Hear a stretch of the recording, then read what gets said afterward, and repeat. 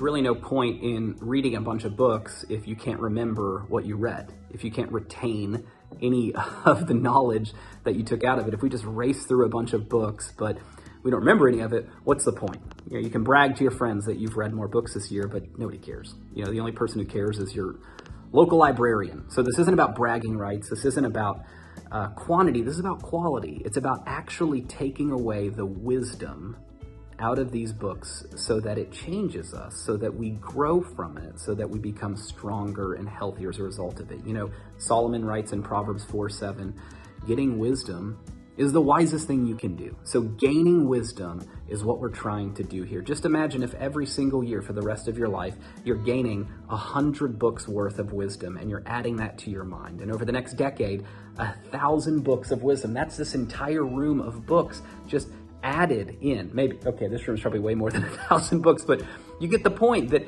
you can just continue to add knowledge and you're growing and you're growing and you're growing. So here's how we do it. Here's how we do it in a way that we're going to remember it. The key here is to store the most important insights and thoughts in a way that we can go back to them whenever we want. I used to highlight directly in a book with a highlighter or a pen as I would read it, and I learned that from my dad. Whenever I would read my Bible as a teenager, I would highlight and I'd do that with pen. And that's still my method with the Bible. But when I'm trying to race through a book and just get the main points out of it, I realized sometimes I'd highlight in a book and then I'd put it on the bookshelf and I'd never open the book again. So what was the point of the highlights? I'm highlighting something I'm never gonna look at again. So I evolved a little bit and I started to keep notes in a separate notebook in a Moleskine. But my Moleskine became chaos because I would have notes from a book, and then I would have notes from a meeting I was in, and then I'd have, you know, a random shopping list for the grocery store, and then more book insights. It was just complete chaos. We don't want that. We don't want random. We want something organized. We want something systematic, strategic, something that we can draw upon, because you may have read a book that had fantastic takeaways, and it was in one of the notebooks that you took notes, and you can't remember where, you can't remember what page, you can't remember which book it was. So that's not what we want. That's why I use my smartphone, because 91% of American adults have their smartphone with them at any time, which means that if you take notes with the books you read and use your smartphone, you're gonna have the notes with you wherever you go. So here's the system I created back when I started this in 2019. What I would do is I would create a new note on my phone for every book that you read. And under the Notes app on your phone, whichever you wanna use, I use the standard one that comes with my iPhone, create a new folder that says whatever year we're in, and then books. So in this case, when I started this, 2019 books was the folder I created at the beginning of the year when I first started. And then a new note with the number book it is and the title. So here, the very first book I read in 2019 was called The Productive Writer, and it was about writing more productively. So what I would do is I would take a picture of the cover, and I would just use my phone camera for that, and then I'd put the book number, like whatever number it was in this year, so that was the first book I was reading, and then the title, okay?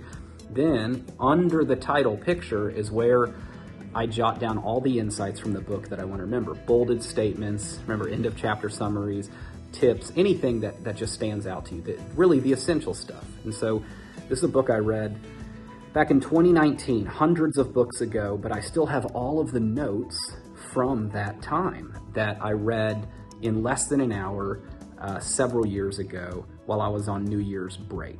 And yet I still have the notes with me wherever I go. I can pull them up that quickly. That's the beauty of this. That's why I take notes with my phone. And even more so, I can now search for any topic that I've read about in the past several years. That's why I use tags whenever I'm taking notes. So if I'm reading a book on theology or Christian living or prayer, at the very bottom of the note, I'll put tag, and then I'll put any keywords that I might search for later to help me to look for the notes on this phone years after I've read it. So, you know, I'm looking for books on leadership.